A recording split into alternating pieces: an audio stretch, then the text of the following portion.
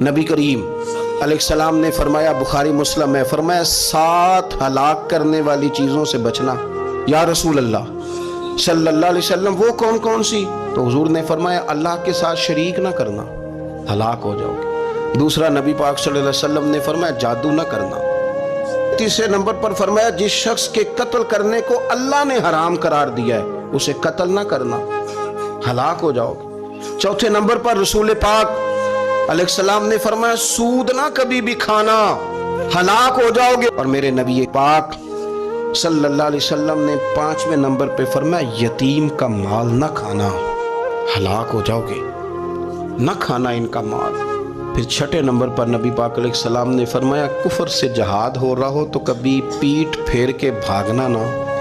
اور 7ویں نمبر پر اللہ کے رسول نے فرمایا بے قصور اور بے گناہ عورت پر تہمت نہ لگانا۔